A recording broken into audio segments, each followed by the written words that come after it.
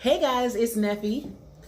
Thanks for tuning in with me yet again. I am the urban apologist here to defend the Christian faith by any means necessary. I'm joking. By only means of truth. So as you know, sometimes I will get fed up with a particular line of reasoning and it will just provoke the necessity to create a video. So here we are. The topic for today is how you gonna be a Christian and your ancestors was forced to praise Jesus under the threat of a whip. So this is a very common argument, particularly for African Americans. People will always use that, it was beaten into us. They had the whip in one hand and say I love Jesus, say it, right? And I am here to tell you that I am still investigating, and it has been 3 years since I started this particular line of investigation, looking for primary source material, firsthand accounts, whether they be court records, whether they be narratives. I am looking for firsthand accounts that this actually happened, that this actually took place, where slaves were being forced by violence to worship Jesus here in the United States. And I understand that the question may be a different, maybe take on a different tone in other countries, but we're dealing with the United States, particularly because that's where at least half of my ancestors come from. So, So there's also another argument that slaves were enticed to become Christian because Christians couldn't enslave other Christians. So the idea is you would get baptized, and then your master would just have to let you go free. You don't know, that's the law. They on the law, they gotta let you go if you a Christian. And for a little bit, that was accurate in terms of Christians couldn't enslave other Christians, but that only caused slave masters to want to keep Christianity as far away from their slaves as possible, because obviously they don't want to interfere with their own trade. They don't want to interfere with their own income, so they kept Christianity away from slaves. It wasn't an enticement necessarily to the slave masters for them to beat Christianity into us, because it would be contrary to their own pockets to do so. So for a while, there was that hesitancy with regards to exposing Christianity to slaves, because they didn't want them to get baptized and then not be able to continue to keep them as slaves. So, as with any other thing, they turned to the law. And the law, basically introduced this idea that no, we don't care about all that, man. Don't worry about all that. Go ahead, baptize your slaves if you want to. They still gonna be slaves. So good day for the Europeans, right?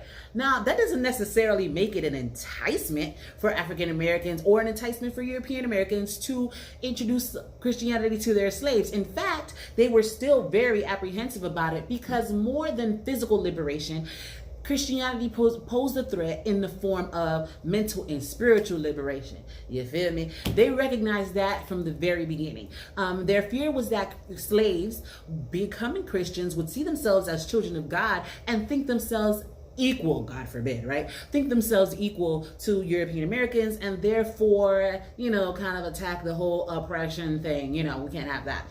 So here I have today for you some evidence of slave masters who were trying to keep their slaves from becoming Christians by any means. Now, if you go on my Facebook page, Facebook.com/Nephernitty, you will find at least, I'm going to say, about a dozen of these accounts. I'm only going to read 3 or 4 for you here today, because it can get time consuming and I don't want to keep y'all all day. But if you're really interested, I'm going to pour some sources at the end. And I may even throw an extra couple of slides in here so that you can read them for yourselves without me having to read them to you, right? So check me out on Facebook, Instagram, also, because Instagram is just images, so you can scroll through the images and see my posts. But check my photo section on Facebook as well. So what I do is I do research, because this is a passion of mine, and then I put the information on a meme. So I'll grab an image, an attention-grabbing image, and I'll quote the source that I got the information from. So you'll get the quote,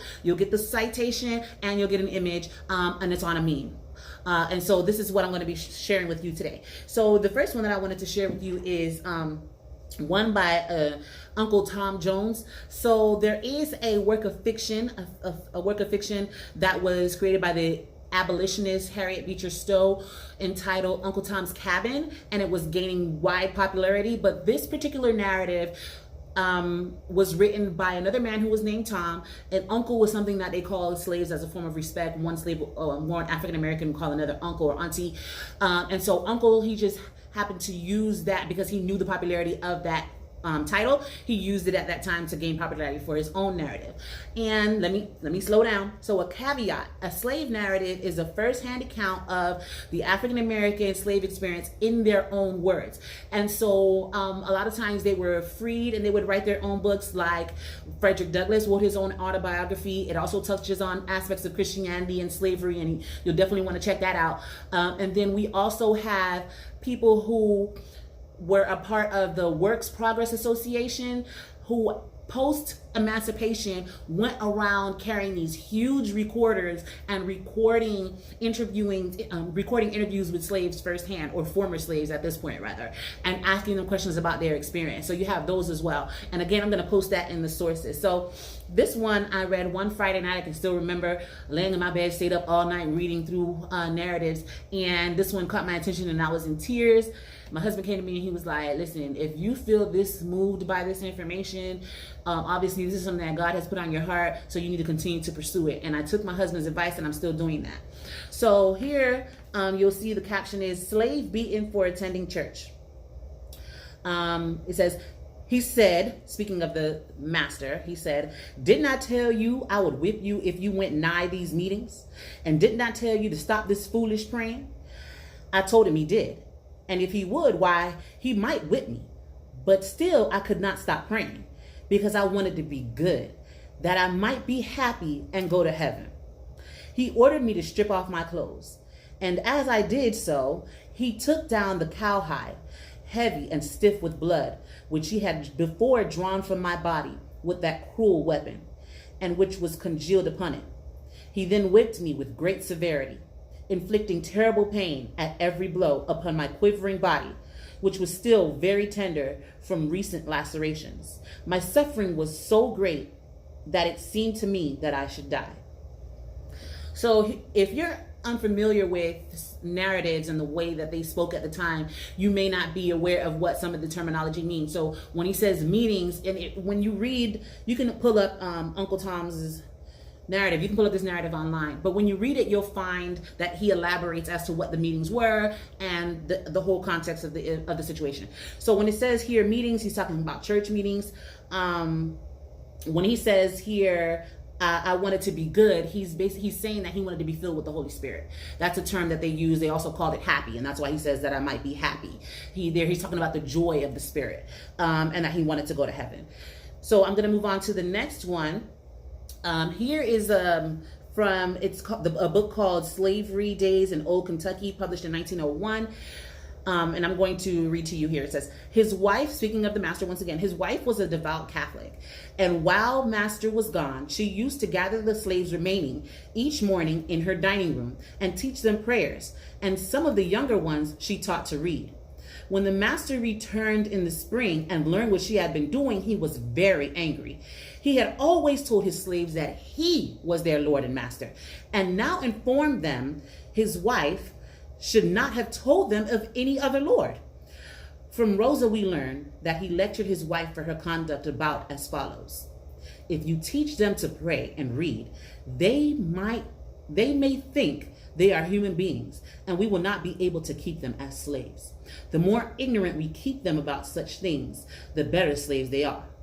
After this, my dear wife, you must never teach a Negro the Lord's Prayer or any other prayer. So once again, this is showing their disdain for, or their fear of having slaves believe that they were Christians, think of themselves as human. Obviously, the thought being pushed at the time was that we were subhuman in order to justify slavery. And we can talk about each one of these things, each one of these topics in a different, more lengthy video. And I'm trying to keep this short, but I also want to do it justice. So just know and be on the lookout for future videos as well addressing this very subject, because it's very broad, and like I said, you can pick it apart. So that particular issue of European Americans fearing our conversion or our change of perception is a very huge point, and one that I intend to spend more time on. I'm also going to do a video on How to Make a Negro a Christian and The Religious Instruction of the Negroes, those two books. So be on the lookout for that. Let's move on. It says here, many years ago, my white folks did not want me even to pray and would whip me for praying, saying it was foolishness for me to pray. But the old master whipped me.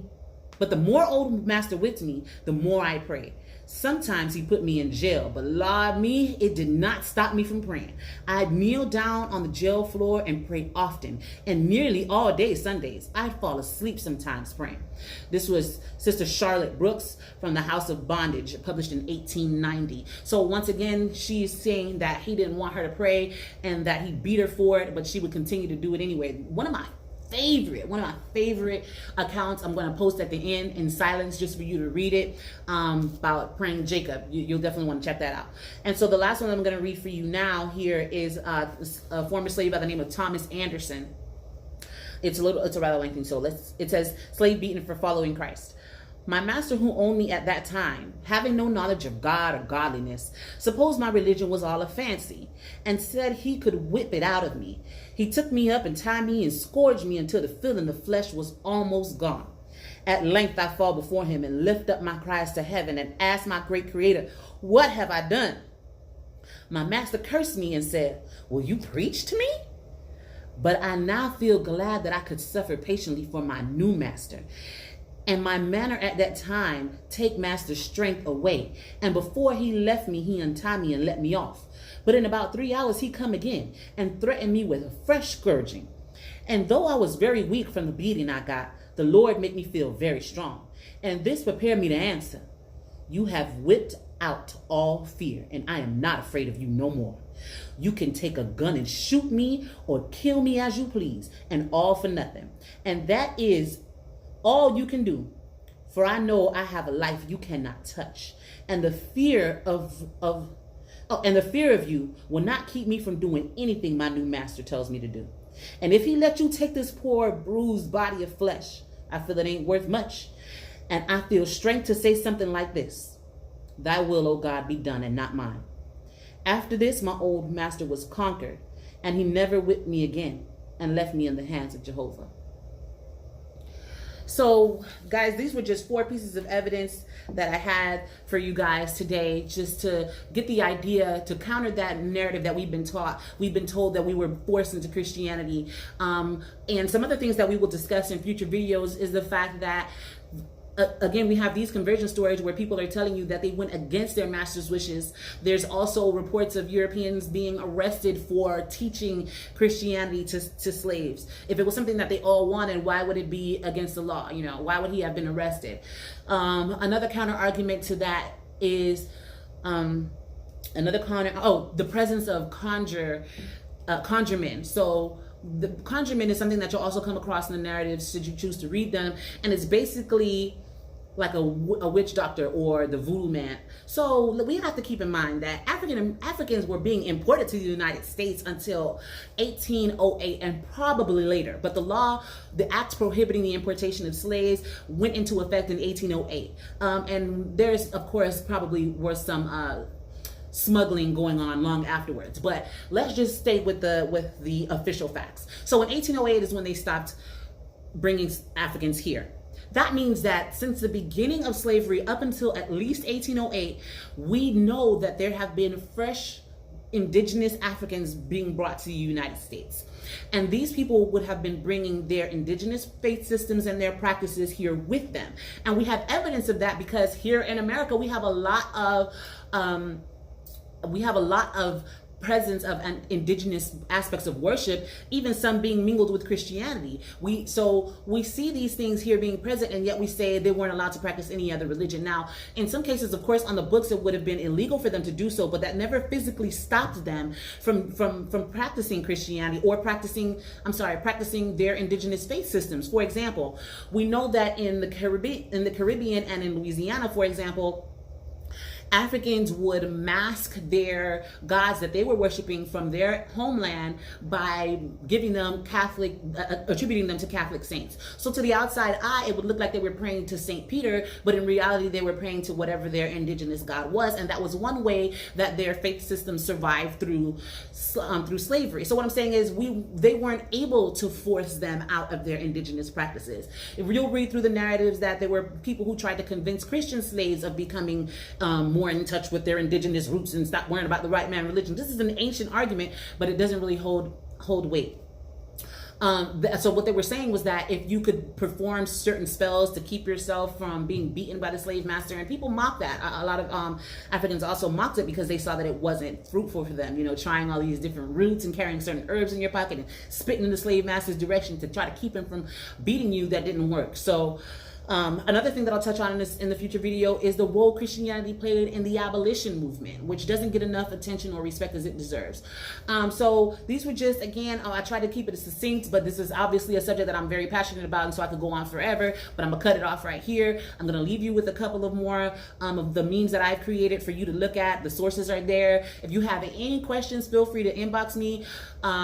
I am on several platforms: YouTube, Instagram, Facebook. Make sure you like, comment, tell me how you feel about this video. Like, is this information new to you? Make sure you share it. Like I always say, you may not be personally impacted by this information, but by you putting it out there and sharing it on your timeline or in your social media, it may come across the path of somebody who really needs it. And that's the whole intent, is to save souls out here with the truth. So make sure you like, comment, subscribe, share, follow, depending on the platform, whatever the case is. And feel free always to inbox me. Knowledge is power. All power to the people. Jesus Christ be praised. I love you.